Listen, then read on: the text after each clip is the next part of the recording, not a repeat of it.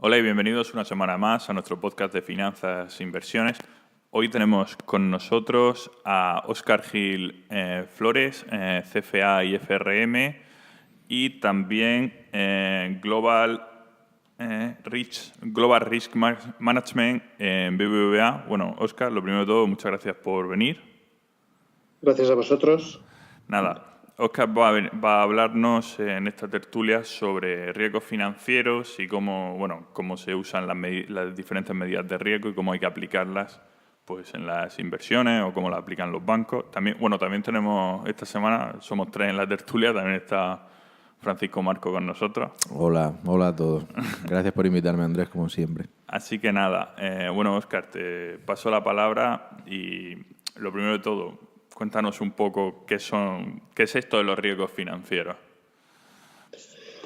Bueno, en realidad los riesgos financieros es un concepto que es relativamente amplio. En general, vamos a hablar de riesgo como la posibilidad de tomar posiciones, tener activos que puedan incurrir en pérdidas. Y vamos a denominar riesgo la probabilidad de poder llegar a tener pérdidas en cualquier tipo de actividad que se establezca dentro de, en mi caso, en BBVA, o en general bajo el perfil inversor en las posiciones que uno tenga, etcétera, ¿no? Uh-huh. En un banco habitualmente el mayor riesgo que vamos a poder identificar es el riesgo de crédito en general. De alguna manera es el core de la actividad bancaria. Correcto. Si hablamos de una cartera de inversión, el riesgo principal que encontraríamos sería más bien un riesgo de mercado. Tanto dependiendo de cuál sea la actividad, el origen de las pérdidas de las posiciones puede venir de un sitio o de otro, de un evento o de otro, ¿no? Claro, que eso es lo que condiciona ya, digamos, un poco la partida del análisis y de lo que se identifica, digamos, como el riesgo potencial y ya establece el procedimiento, ¿no? del análisis y la gestión. Correcto. Adicionalmente, la forma de medir un tipo de riesgo u otro es distinta porque la naturaleza del evento que provoca esas pérdidas pues es claramente diferente, ¿no? En el caso del riesgo de crédito es que haya un default por partida o de un cliente. En el caso del riesgo de mercado es que las variables de mercado se muevan y eso produzca un beneficio o una pérdida, ¿no? Entonces, la forma propia de medir cada uno de esos riesgos pues es claramente diferente, ¿no? Y bueno, y principalmente cuando digamos que analizáis el riesgo de crédito, pues digamos, cuáles son las principales variables que se pretende identificar, controlar y en base a eso ya, digamos, modelizar y analizar. O sea, ¿qué es lo que principalmente le preocupa a un banco en relación a ese área, digamos, de riesgo? Bueno, en general el riesgo de crédito, la pérdida como tal, viene de la multiplicación de 3 conceptos distintos. Uno es cuál es la probabilidad de quiebra de un cliente, la probabilidad de default, la PD, que se llama habitualmente. Uh-huh. La segunda variable que multiplicando es el exposure at default, sí. Cuál es el importe que se pierde. Sí, la cantidad monetaria, digamos, que se puede perder, ¿no? Del default, eso es. Uh-huh. Y la tercera es el loss given default, que es si un cliente, imaginemos un cliente que tiene una probabilidad de perder del 5%, que te debe 1.000 euros. Bueno, pero en el momento en el que quiebre, de esos 1.000, ¿realmente vamos a perder 1.000 o podremos recuperar parte de ese dinero? Sí, la cantidad estimada que se puede recuperar, ¿no? Si llega ese momento. Eso es. Entonces, la pérdida efectiva de esa posición es ese 5% de probabilidad de default. Esos 1.000 euros que te está debiendo en el momento en el que quiebre, sí. Y adicionalmente, pues ese factor corrige el hecho de recuperar parte de ese dinero que se debe. Por ejemplo, si estamos hablando de un préstamo hipotecario, pues el loss given default es relativamente bajo. ¿Por qué? Porque existe una garantía que cubre parte de la deuda que tenemos pendiente. Si hablamos de un préstamo personal, pues el loss given default pues es claramente mucho más alto y por lo tanto la pérdida que se origina al final es bastante más importante. En general, hoy por hoy los bancos lo que analizan sobre todo es la modelización de la PD, de la probabilidad de default. Porque habitualmente la exposure at default, lo que te debe el cliente, es relativamente sencillo de medir. Claro. Si es un préstamo que le has prestado 1.000.000 de euros, pues sí. El exposure at default es 1.000.000. Uh-huh. Es el saldo vivo que quede del producto pendiente. Y la loss given default también está sujeta a ciertas modelizaciones, porque no es lo mismo lo que se puede recuperar cuando hay momentos de crisis que cuando estamos en momentos alcistas de ciclo, ¿no? Pero básicamente el esfuerzo principal, y cuando hablamos de modelización financiera dentro del mundo bancario, estamos hablando de modelizaciones de la PD, de la probabilidad de default.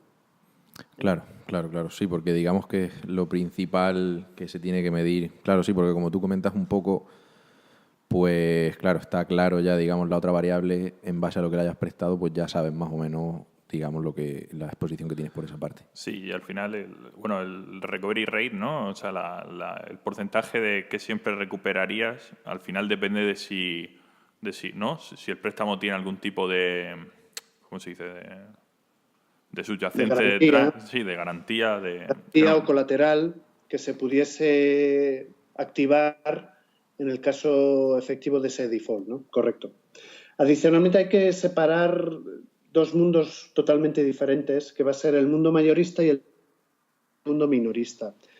Los bancos comerciales no miden de la misma manera o no calculan de la misma forma la PD de un minorista que de un mayorista. Cuando hablo de minorista, hablo de cualquiera de nosotros cuando oficina del banco y contrata productos como particular, porque si os fijáis, cuando hablamos de productos de particulares, los productos se aprueban de forma individualizada.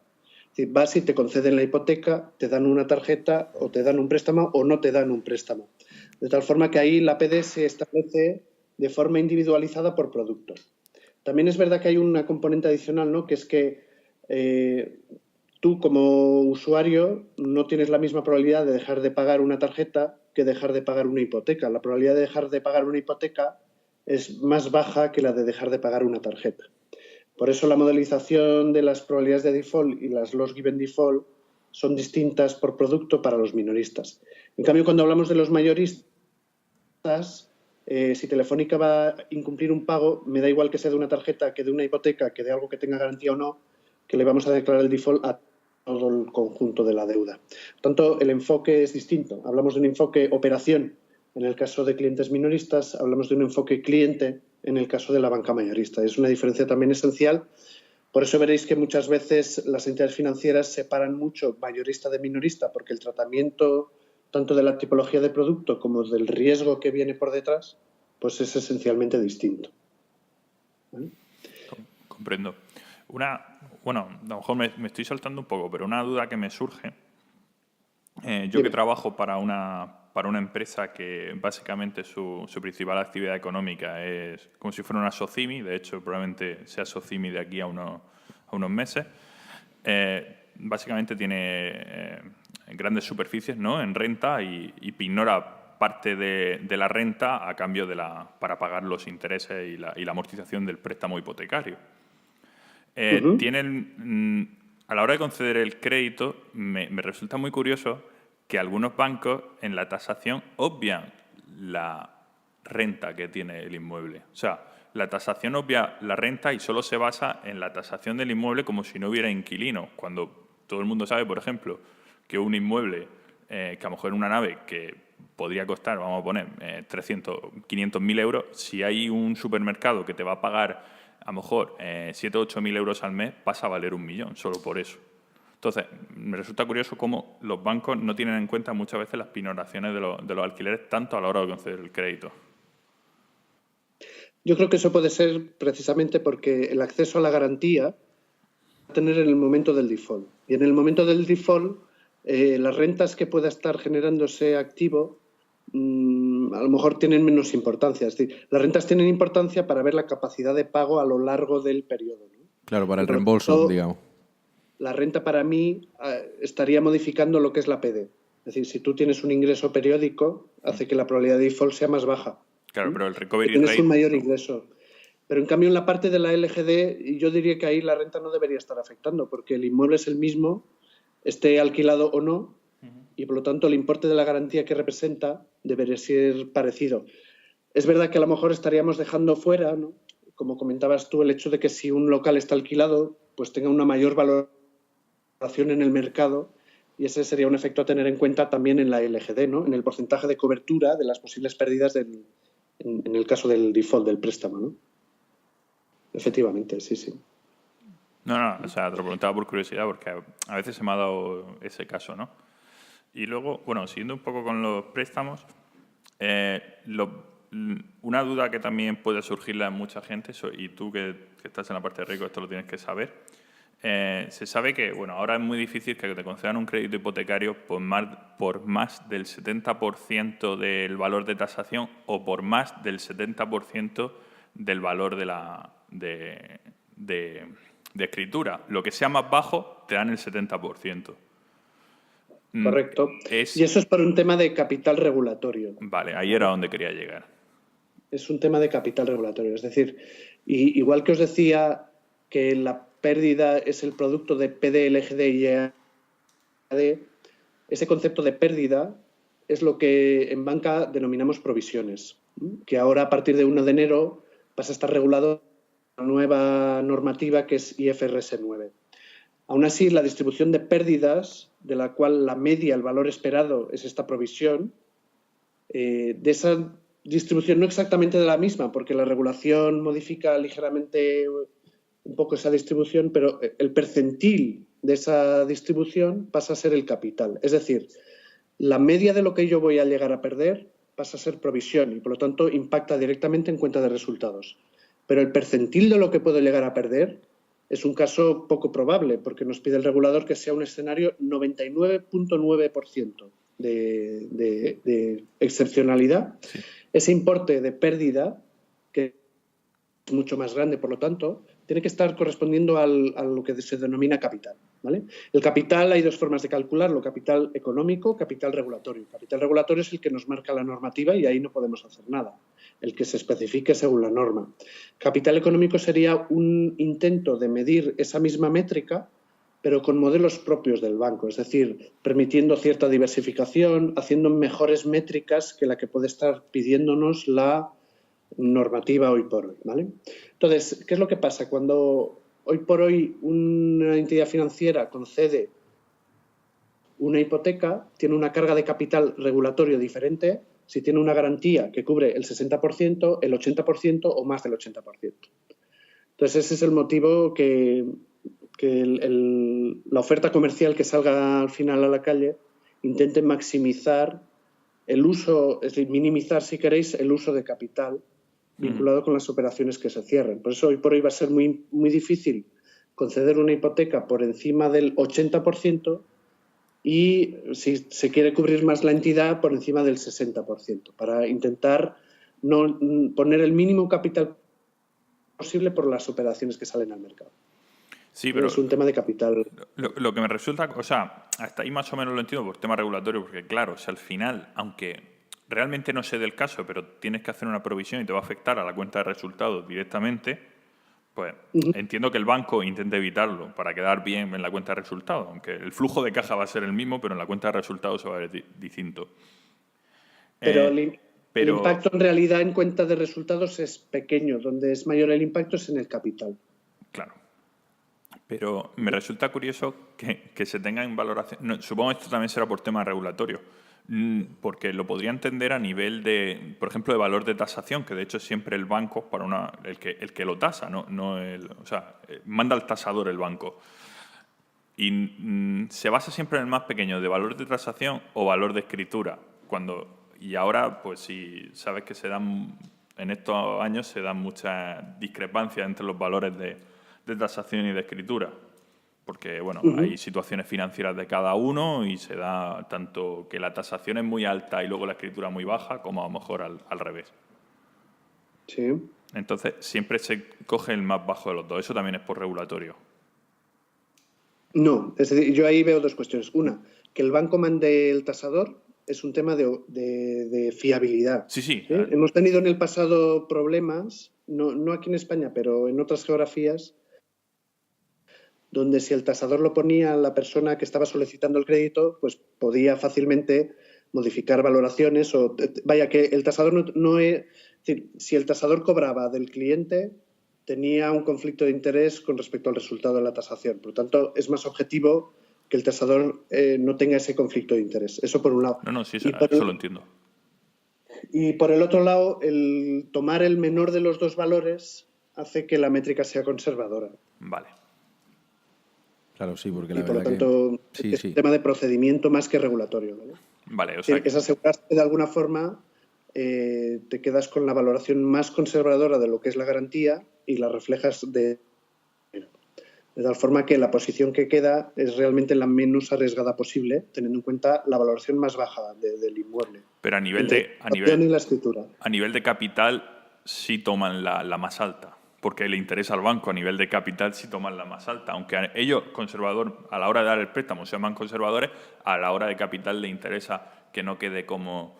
Porque si sabes que estás siendo muy conservador y estás haciendo provisiones en exceso, no te interesa a nivel financiero al banco. Bueno, No sé si el sabes hecho por de dónde si voy. interesa o no interesa es un arma de doble filo. ¿Por qué? Porque el banco le interesa tener mucho capital. Hombre, se asegura que llegado el momento de las pérdidas, esa pérdida está prevista y por lo tanto la puede absorber sin tener que quebrar. Claro, Pero por otro lado, le permite hacer menos negocio. Por tanto, el exactamente. banco no es que tenga un incentivo a tener capital o poco capital. En general, ¿qué es lo que nos estamos encontrando ahora mismo? El capital es un bien escaso. Es un bien escaso porque por la nueva regulación el capital pues tiene unos niveles mínimos de cara al Banco Central Europeo que hay que cumplir y que poco a poco se va llegando a los niveles objetivo, pero que hace unos años estábamos lejos. Entonces, contratar por la red productos que supongan un incremento de capital es algo que no se iba a incentivar. Básicamente porque hemos tenido que salir a buscar capital adicional para cumplir con los niveles mínimos del Banco Central Europeo. Por tanto, si puedo hacer la misma hipoteca, pero sin tener que cargar capital adicional, pues voy a priorizar hipotecas que me suponen menos cargas de capital que hipotecas que me suponen más carga de capital, porque tampoco estoy viendo yo que el diferencial con el Euribor se modifique a raíz de eso. Es decir, si le voy a sacar la misma rentabilidad a una hipoteca pidiendo el 60% o el 80%, que si no tengo ese nivel de garantía, si no se modifica el spread de crédito sobre el Euribor, me está dando exactamente la misma rentabilidad poniendo menos capital. Por lo tanto, es un producto mejor para la entidad financiera. Sí. Claro, cierto. Sí, Por lo tanto, la rentabilidad es mejor, menos capital, pues vamos a priorizar esas, ¿no? Porque no suele haber mucho spread de crédito, ¿no? Entre si la compra, por ejemplo, imagínate que la hipoteca solo cubriera el 50% del valor que vosotros le deis al inmueble, no le bajáis demasiado el spread de crédito respecto a alguien que a lo mejor pide el 70 o el 80. No estoy yo en el día a día del pricing de los productos de minorista, Vale. pero mi impresión, por lo que veo como cliente, es que no hay modificaciones significativas de spread de crédito. Te diría casi que no hay modificación ninguna del spread de crédito en función de la garantía aportada. Es decir, yo no estoy viendo que me digan, si me pides solo sí, el 60%, si me pides solo el 50 o el 60 te cargo X spread, o si pides más te cargo el spread X. no lo he visto yo, pero podría estar justificado, porque a nivel banco la rentabilidad que le saca un producto al otro es distinta, claro. Correcto. Vale. Luego, bueno, a lo mejor esto me voy un poco de madre, pero también me gustaría preguntarte sobre las medidas que está tomando el Banco Central Europeo, ¿no? De llenar de liquidez y de hacer compra de bonos, ¿no? Con el quantitative easing. Sí. Me gustaría saber qué opinión tienes tú, que eres experto en temas de riesgo y en temas crediticios. Si crees que está provocando una distorsión excesiva, ya que lo que no tiene sentido es que bonos high yield, que de high yield ya tiene poco, europeo, rinda casi como un bono de una entidad fuerte americana o incluso rinda menos. Es un tema complejo, ¿eh? Es un tema complejo. Es decir, yo creo que el Banco Central Europeo, al comprar deuda, lo que intenta evitar es una alteración artificial del precio de los activos de deuda. Es decir, de alguna forma, lo que hace el Banco Central Europeo es imitar el comportamiento que en el pasado había tenido la Fed americana, comprando la deuda para evitar que por incrementos artificiales de los spreads de crédito provocase un hundimiento de la deuda. Y esa situación es verdad que pudo pasar hace unos años, pero yo no creo que sea una situación que pueda repetirse ahora mismo. Entonces, aún así, el programa de compra de deuda sigue activo. Parece que lo van a empezar a limitar a partir de primeros del año que viene, pero es verdad que ahora mismo no estaría teniendo mucho más sentido, salvo que para evitar esa posible alteración de los precios. De alguna manera, es algo parecido de lo que podríamos haber visto con los inmuebles. Imaginaos que en el caso de la crisis inmobiliaria que tuvimos aquí en España en el 2008, Sí. ¿qué es lo que pasó? Es decir, los precios cayeron de forma significativa también porque había mucha presión a la baja con las ventas.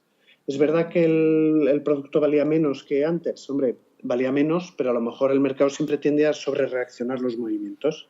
Si de alguna forma el regulador empieza a comprar activos, lo que hace es que la gente los pueda vender a un precio mínimamente razonable sin tener que hacer esa presión a la baja de los precios y sabiendo el regulador que al cabo de un tiempo recupera el dinero invertido en esos productos, porque si no, es decir, que sin provocar una pérdida excesiva. Es decir, que lo que hace es intervenir un poco el mercado para evitar movimientos de volatilidad excesiva.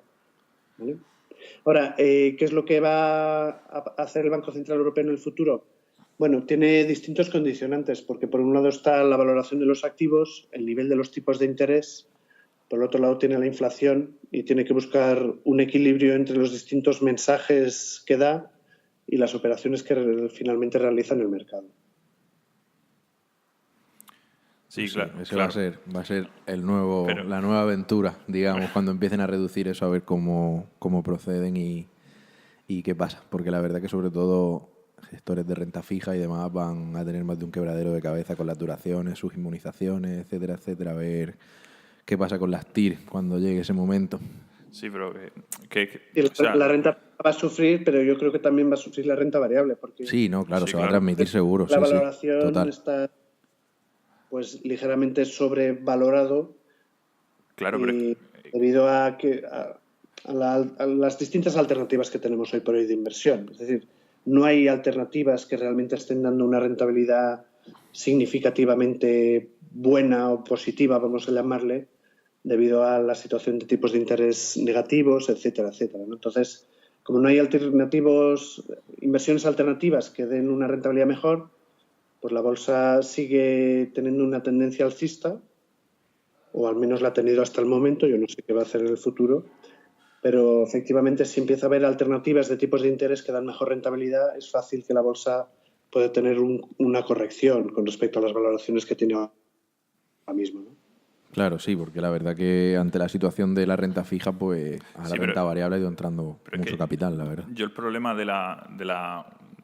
bueno, no sé cómo llamarlo, de lo que ha hecho el Banco Central Europeo, también lo veo que a las empresas les ha bajado el coste medio de la deuda, por supuesto, porque las empresas que emiten bonos en los mercados se financian a tipo de risa, y eso también te hace que cuando tú descuentas los flujos te salga una tasa de descuento muchísimo más baja y por ende un precio muchísimo mayor. O sea, es que no solo va a ser la caída provocada por me voy a renta variable porque la renta fija no da nada. Es que encima de todo las valoraciones que das de renta fija, sobre todo de renta variable, también están falsas porque ese coste del capital no es el real. En verdad el coste del capital debería ser más alto. O sea, Bueno, en esto... realidad yo creo que un buen modelo de valoración no tendría que estar descontando con tipos de interés bajos de forma indefinida, sino que solo aplicarlo durante a lo mejor 1, 2, 3 ejercicios y a partir de ahí poner una tasa de tipos de interés que pudiese ser más razonable o si quieres la misma que están descontando la curva forward, ¿no? Como referencia si queréis, o la curva Eonia en el caso del dólar o la OIS en el dólar o Eonia en el euro. Es decir, suponer que los tipos bajos o negativos están indefinidamente en el futuro sí que realmente debería dar valoraciones en los equities por descuento de flujos que no altísimas. tendrían mucho sentido. Claro. Claro. Sí, sí. Bueno, Eso también es. me gustaría que nos hablaras también un poco de cómo se miden los riesgos, pero ya no tanto a nivel crediticio, sino, por ejemplo, en tema de fondos de inversión. Por ejemplo, el otro día estaba leyendo un artículo, pues me surgió una duda que tenía entendido que sí, pero no sabía en qué condiciones, si los fondos UCITS, ¿no? Los que cumplen la normativa UCITS, si podían Sí. comprar derivados OTC. Y vi que sí, o sea, salvo en ciertas condiciones, por ejemplo, los fondos de renta fija sí pueden comprar CDS como cobertura. Y con palillos, pero pueden. Entonces, pero vi que, claro, necesitaba, o sea, el gestor tenía que hacer un VAR, o sea, un Value at Risk del CDS, o sea, que tenía una serie regulatoria muy grande el comprar un derivado OTC de cara al fondo. ¿Tú estás puesto en ese aspecto? A ver, en general, es decir, no estoy en la parte de riesgos vinculado con asset management. Vale. Pero sí te comento algunas cuestiones. Es decir, históricamente los fondos de inversión siempre han tenido posiciones de derivados permitidas dentro, pero la regulación de la CNMV limita habitualmente el porcentaje de exposición en derivados. ¿Por qué ha habido derivados? Pues porque históricamente los fondos de inversión han cubierto el FX de las posiciones que tenían en divisas distintas de la denominación del fondo. Sí. Y en el caso del euro, pues si un fondo tenía posición en América y quería cubrir la divisa, lo hacía a través de un forward de FX. Derivado, por lo tanto, sí que tenía que tener derivados dentro de la posición. Históricamente los futuros del FX han tenido mucha menos liquidez que los forward, porque si no se podría haber hecho por futuro por cámara y haberse evitado esa exposición en derivados. En el caso de los CDS, pues es algo parecido, ¿no? Si un fondo es de renta fija y quiere poder tener la posibilidad de cobertura, fijaos que también vuelve a ser cobertura, porque el caso del FX era cobertura de FX y en este caso sería cobertura del spread de crédito, del riesgo crediticio, ¿no? Es razonable que puedan tener parte de esa posición. También yo diría siempre limitada. En el momento en el que porque yo estaba haciendo gestión de fondos y de SICAP, en ese momento el límite era del 10% de la exposición para un fondo de la CNMV normal. Siempre ese tipo de limitaciones o de usos tiene que estar claramente especificado en el folleto. Quiero decir que para saber si un partícipe de un fondo está invirtiendo en un fondo que puede estar teniendo posición en derivados y cuál es el uso que le va a dar a esos derivados, ya sea cobertura o inversión, ese uso tiene que quedar claramente especificado en el folleto de inversión. Por lo tanto, cualquier partícipe puede ver no solo el folleto, sino que además trimestralmente cuáles son las posiciones completas de lo que es el fondo y, por lo tanto, tener una idea de cuál es el uso que se está haciendo de derivados. Si un fondo necesita invertir a través de derivados porcentajes que se salten estos límites especificados por la CNMV, tiene que habitualmente pasar a registrarse como fondo de inversión libre y tener un mayor porcentaje de apalancamiento o de uso de los derivados, ¿vale? Entonces, sí se pueden utilizar, pero poco. En este caso, ¿qué es lo que se hace? El riesgo de mercado habitualmente se mide a través del VaR. El VaR es un percentil de la distribución de pérdidas y ganancias, por lo tanto es una pérdida máxima con un nivel de probabilidad. Por lo tanto, es un nivel de pérdida de referencia que solo se sobrepasa en un número bajo de veces, una vez de cada 100, un porcentaje del 1%, o 5 de cada 100. Habitualmente en el mundo de la inversión el VaR que se utiliza es el del 5%. En la métrica de salas de tesorería, por ejemplo, de actividad más profesional de riesgo de mercado, se estaría utilizando el VaR diario al 1%. Estas métricas, de todos modos, van a empezar a modificarse porque el regulador nos cambia la normativa y de cara a... La fecha es un poco incierta aún. Hay gente que me habla 2019, hay gente que me habla 2020 o 2021, dependiendo de cuál sea el periodo de aplicación de la normativa dentro de lo que es la Comisión Europea. Vamos a tener una nueva normativa de riesgo de mercado que se denomina FRTB, Financial Review of Trading Book, y nos modifica la métrica del VaR para pasar a ser un expected shortfall. Expected shortfall, en lugar de ser el percentil de la distribución de pérdidas y ganancias, pasa a ser la media de los valores que están más allá de un percentil de la distribución de pérdidas y ganancias. En principio es una métrica mejor a nivel matemático de medir el riesgo, es una métrica mejores propiedades que el VaR, pero eso nos supone a todas las entidades financieras hacer una modificación de cálculo en sistemas y en herramientas tecnológicas que tiene que estar preparada pues, a finales del año que viene como para poder seguir haciendo la misma actividad de tesorería que tuviésemos hasta el momento. Esto no aplica ahora mismo a inversión, aunque en fondos de inversión o como inversor particular uno se puede calcular el VaR histórico sin problema, teniendo cotización histórica suficiente de los activos que posee, o también se puede calcular con el mismo esfuerzo esta nueva métrica que es el expected shortfall, que en principio es un poco da un poco más a nivel pérdidas, dependiendo también de cuál sea el percentil frontera que uno utilice. ¿Vale?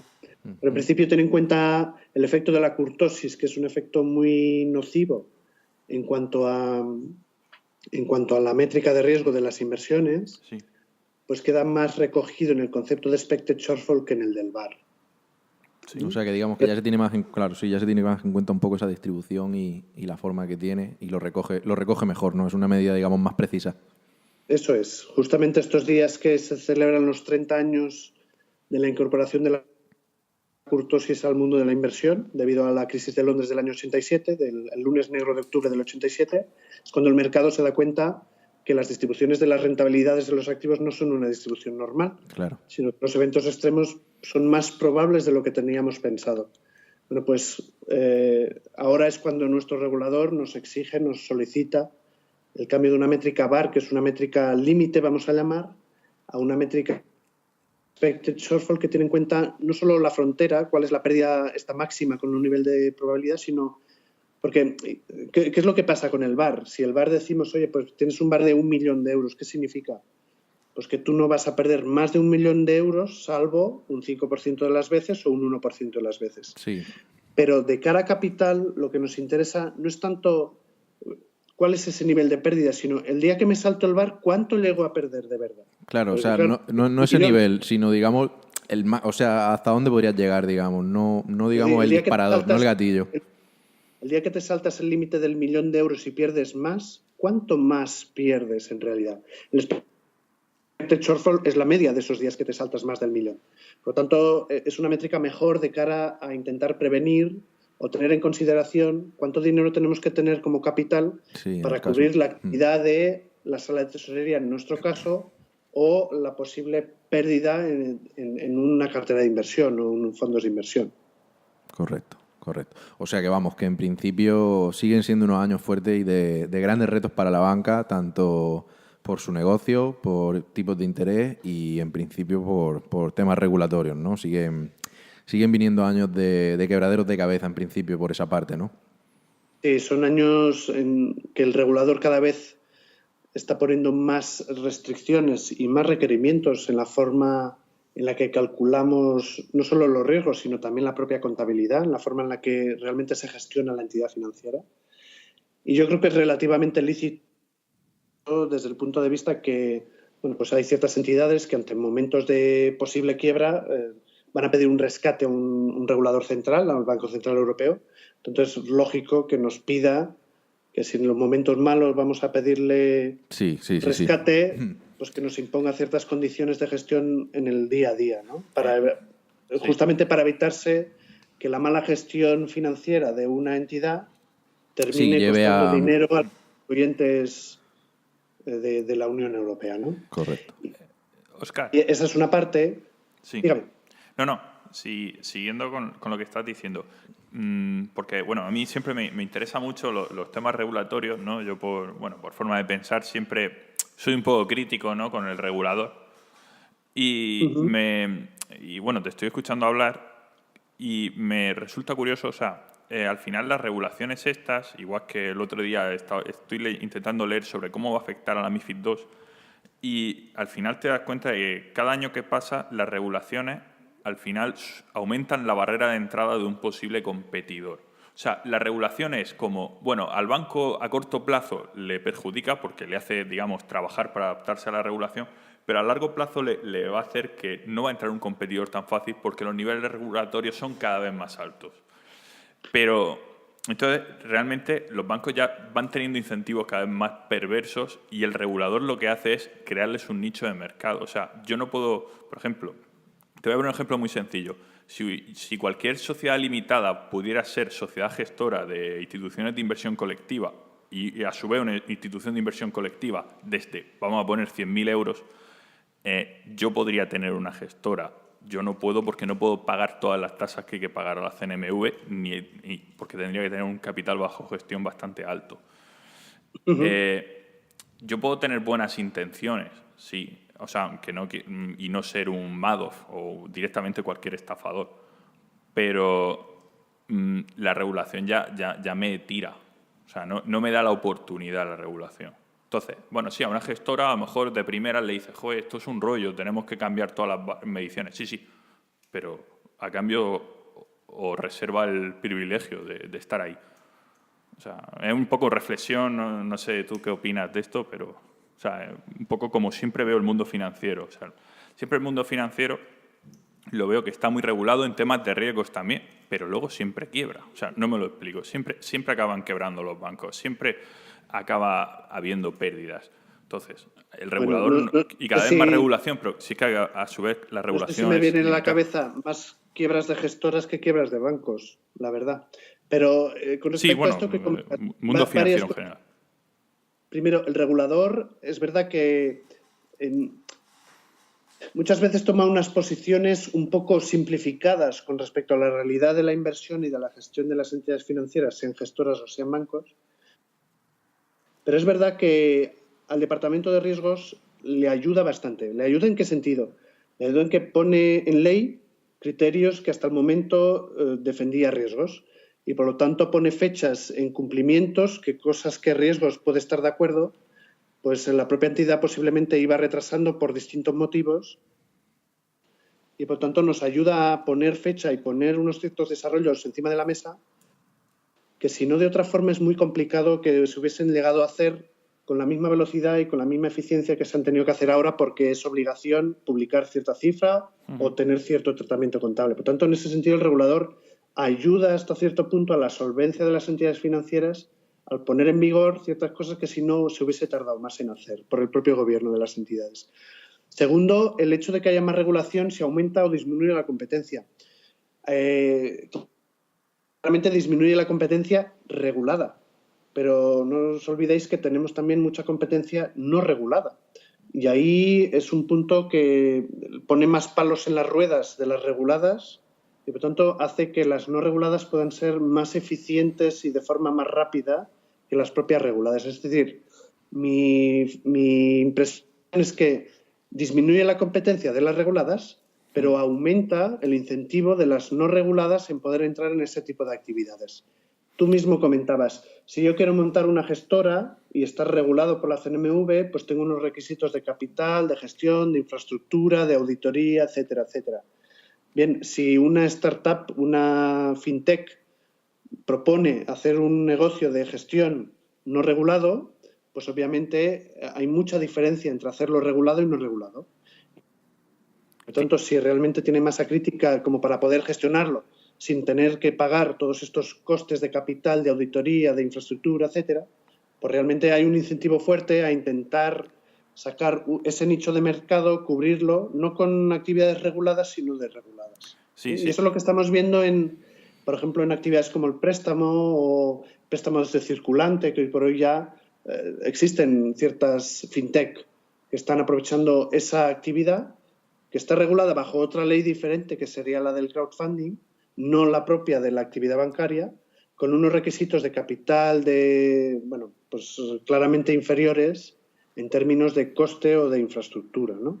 Entonces, la regulación aumenta la competencia en la no regulada, mientras que la disminuye si alguien quiere efectivamente entrar en el mundo regulado, ¿no? Sí, claro, sí, hasta ahí voy bien. El único problema es que el regulador no solo regula, no solo hace, digamos, de árbitro, es que también interviene. O sea, si yo mañana publico, gestiono carteras desde 20.000 euros y voy a montar una SL que va a ser un fondo de inversión libre, aunque no tenga la ventaja fiscal que tuviera si fuera SICAV o si fuera un fondo libre en Luxemburgo, a mí la CNMV me mete mano. O sea, me cuesta el dinero.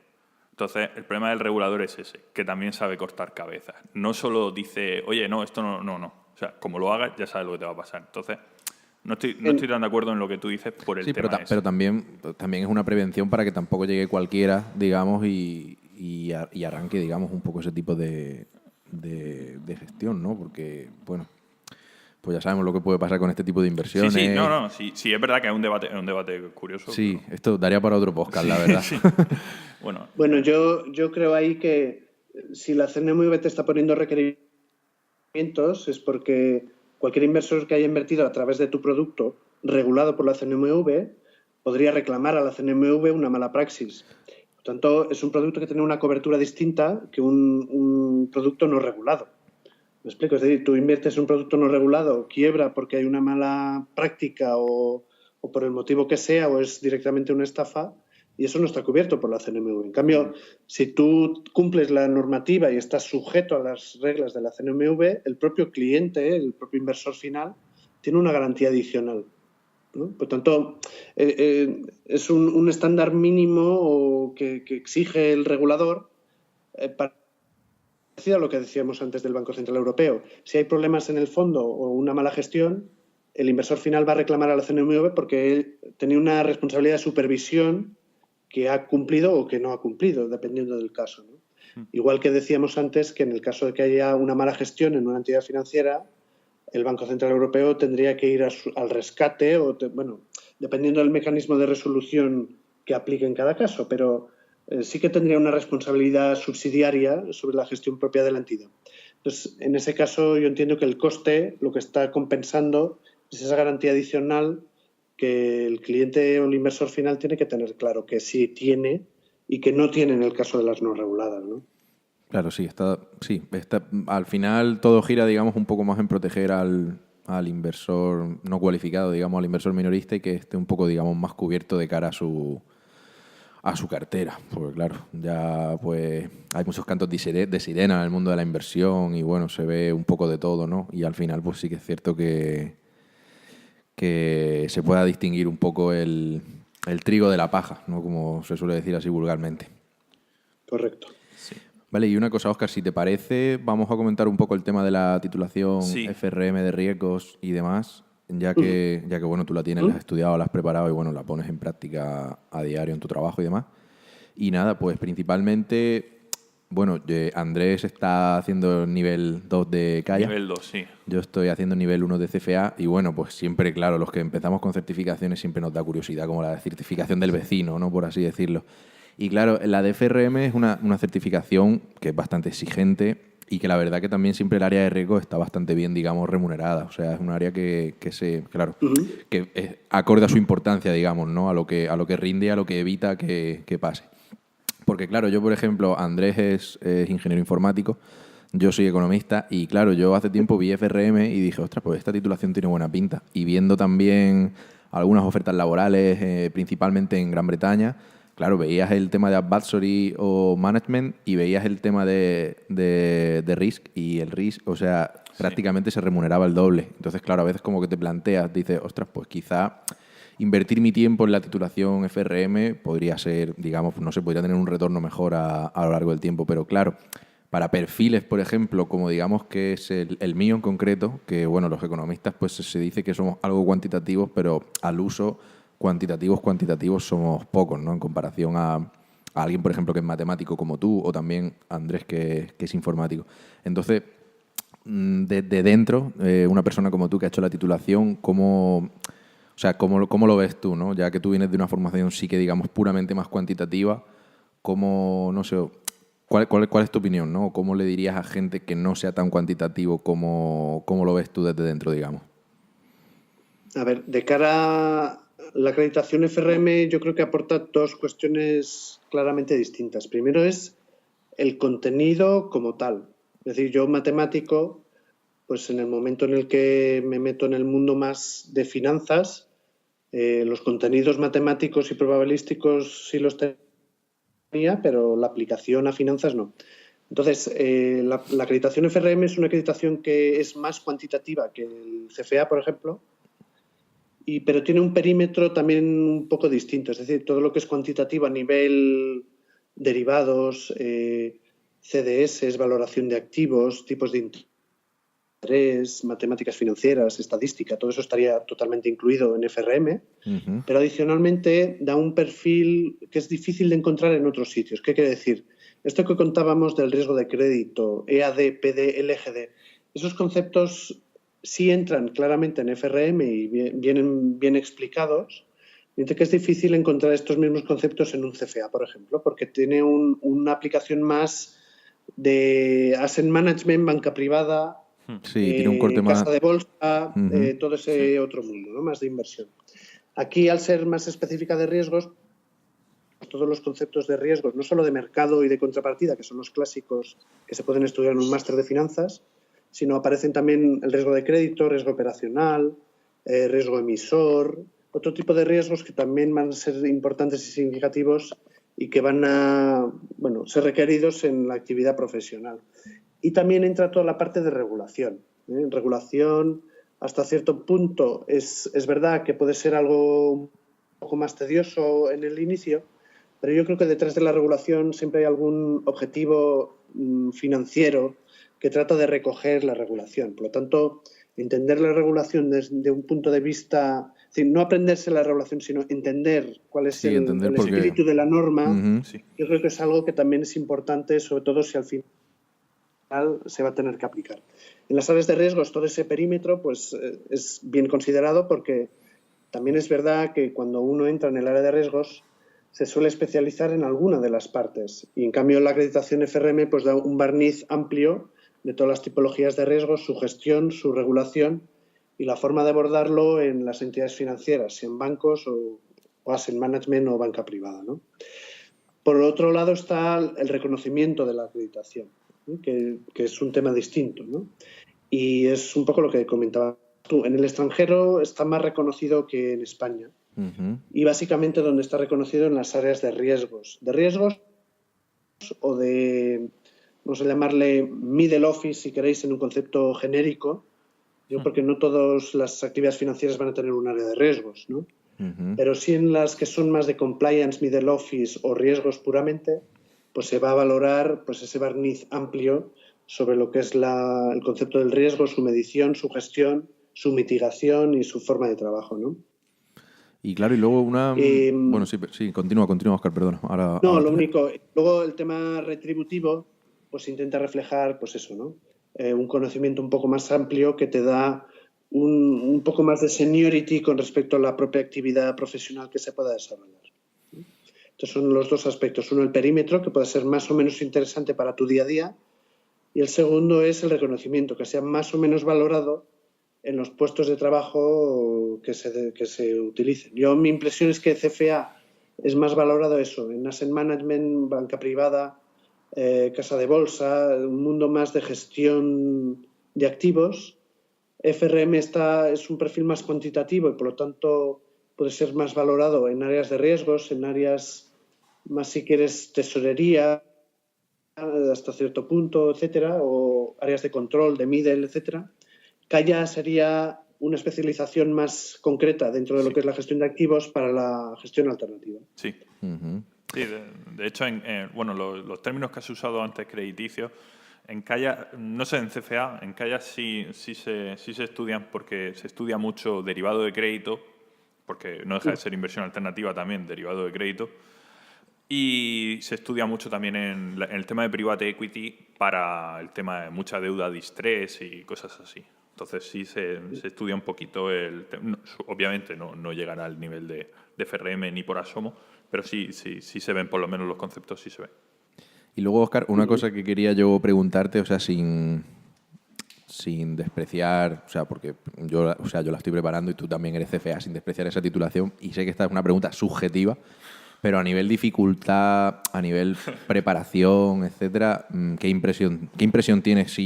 Que sé que son cosas difíciles de comparar, pero ¿cuál, digamos, sería tu opinión o tu comentario, en plan, un poco en el approaching, en la dificultad, en la preocupación de, ostras, esto es más complicado, es menos complicado? Cuéntanos un poco, por favor. Es complicado como dices, pero básicamente en mi caso es complicado poderos responder eso porque, claro, hice uno después del otro. Entonces, claro, a mí siempre me pareció más complicado el primero que hice que el segundo, porque hay mucha parte del temario que es común. Entonces es muy difícil decir a priori si es más difícil uno que el otro. ¿Cuál hiciste Yo creo que primero? sobre todo el tema es, CFA son tres exámenes, niveles, sí. FRM son 2. Sí. Ya de por sí CFA, por lo tanto, supone un esfuerzo mayor, aunque sea de dedicación de tiempo. Y luego yo hablaría de esfuerzo en cuanto a contenidos. Es decir, en CFA hay bastante parte de contabilidad americana. Uy, sí. Que tendrá más o menos uso en el día a día de la persona que lo estudia. También hay bastante de valoración de equity, valoración de activos, valoración de empresas, etcétera. En la parte de FRM todo eso no está, ni está contabilidad, ni está esa parte más valorativa de cuánto vale un equity, cuánto vale una compañía, ¿no? Sí. En cambio, lo que tenemos es más otras tipologías de riesgos y regulación. Entonces, ¿es más esfuerzo estudiar regulación que contabilidad americana? Pues Sí, yo ahí os diría, depende, de la ¿no? persona, qué es lo que haya estudiado y qué es lo que vaya a aplicar en su día a día, ya sea en el momento presente o en el futuro. Claro. Porque habrá gente que le parezca más pesado una cosa que la otra. Y Sí que es verdad que el nivel 2 de FR últimamente está teniendo un grado de especialización bastante profundo e interesante también en la parte de gestión de activos, que eso también es interesante. Últimamente en el temario están metiendo bastante literatura de, por ejemplo, de autores como Andrew Ang, también de ciertos autores que están rediseñando un poco lo que sería la gestión de activos, que últimamente yo creo que en breve vamos a ver pues toda una nueva línea de teoría de gestión de activos que, bueno, poco a poco están introduciendo en estas acreditaciones también. Y bueno, tú siendo matemático y demás, y por ejemplo en mi caso, porque el otro día un compañero de carrera que también es economista como yo, hizo su máster en finanzas, hablaba del FRM que le llamaba la atención, o sea, y yo sin conocer a fondo la titulación, porque la verdad que no la conozco, sí que sé que tiene un perfil más cuantitativo. Claro, a mí lo primero que me venía a la cabeza era decirle, oye, yo creo que esto no es para nosotros, esto es más para ingenieros, más para matemáticos, más para gente que digamos que tiene, o sea, que tiene una capacidad de abstracción mayor a la hora de interpretar esa modelización y ese tipo de cosas. Entonces, ¿tú cómo lo ves en ese sentido? O sea, ¿tú le recomendarías, por ejemplo, a alguien que viene de economía o que viene de ADE o alguna titulación relacionada con el mundo de empresa, economía, que arrancara con FRM, o crees que iría un poco limitado, digamos, por su formación matemática, cuantitativa y demás? ¿Cuál sería un poco tu opinión ahí? Yo creo que sí puede plantearlo sin problema, porque dentro de lo que es la licenciatura que me comentas, sí hay mucho tema cuantitativo, hay temas econométricos, hay temas estadísticos, etcétera, etcétera. Yo mi consejo sería meterse en la página web de GARP, que es la sociedad que está gestionando lo que es la acreditación, y ahí podéis ver el detalle del contenido hasta el último nivel, que es decir, se especifica qué es lo que se tiene que saber en cada uno de los conceptos. Ahí podéis ver qué nivel de profundidad cuantitativa o matemática se llega con los distintos conceptos. Pero yo creo que sí se ven muchas cosas cuantitativas y matemáticas también en las carreras de economía y ADE, suficiente como para poder plantearse esa acreditación. Es obvio que te tiene que gustar el tema cuantitativo. Claro, ¿no? por supuesto, Pero, por supuesto. Y eso sí es necesario, sí. ¿no? Porque sí que o es sea verdad. Una pregunta parecida a la de Frank. Es también muy, muy subjetiva hasta nivel que es de gustos. ¿Se disfruta por ejemplo, yo que, bueno, ya me he examinado de CAIA nivel 1 y lo he aprobado, ¿no? Y ahora estoy con el nivel 2. Estoy disfrutando muchísimo el estudio de la certificación. O sea, me encanta el temario. En cambio, a lo mejor otro dice, joder, que esto es un rollo, ¿no? ¿A ti el temario te gustó? Es decir, yo cuando más estoy disfrutando el temario de FRM, a lo mejor es ahora, porque soy formador de partes del contenido de FRM del segundo nivel. Sí. Y el hecho de tener que ser formador de esos contenidos me exige un mayor nivel de profundidad en ciertos temas. Claro. Entonces, cuando uno es estudiante, normalmente sí ve los contenidos, pero no llega con el grado de profundidad máximo, ¿no? Correcto. Cuando uno tiene que hacer la exposición de ciertos temas, aunque sean temas que se estén gestionando en el día a día, pues en el simple hecho de leerse toda la bibliografía recomendada con respecto a los temas, pues te permite realmente llegar a un grado de profundidad y de exhaustividad que no tiene uno cuando está haciendo la acreditación como estudiante, ¿no? Entonces, en mi caso, cuando más estoy disfrutando de esos contenidos es ahora, que es cuando tengo que prepararlos para poderlos contar a los alumnos, ¿no? Entonces, yo, en mi caso, sí, y de hecho estoy viendo cosas muy interesantes que luego son de aplicación práctica como inversor final, ¿no? Por ejemplo, la teoría de la baja volatilidad, porque las acciones con baja volatilidad se demuestra que han tenido alfa positiva de forma significativa. Sí.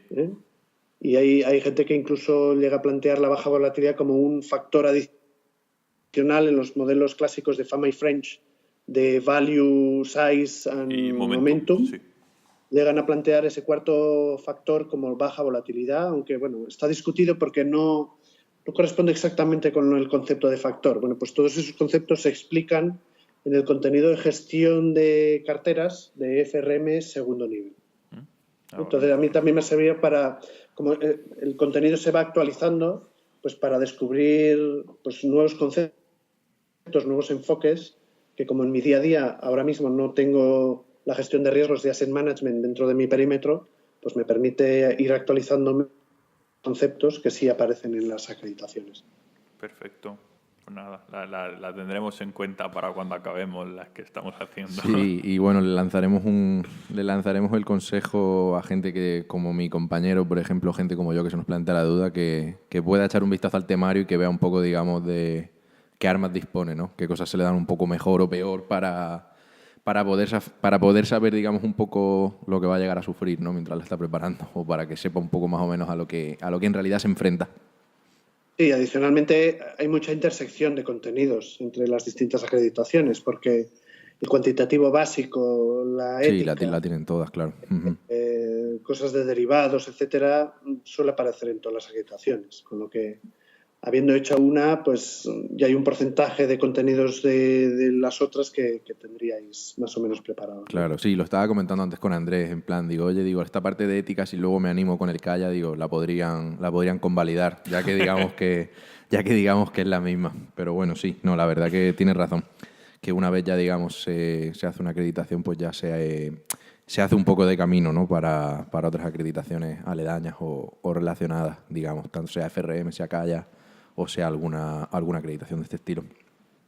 De hecho, yo diría, no conozco las últimas ediciones, pero en el pasado la parte de ética era idénticamente la misma, porque hacían referencia una acreditación al contenido de la otra.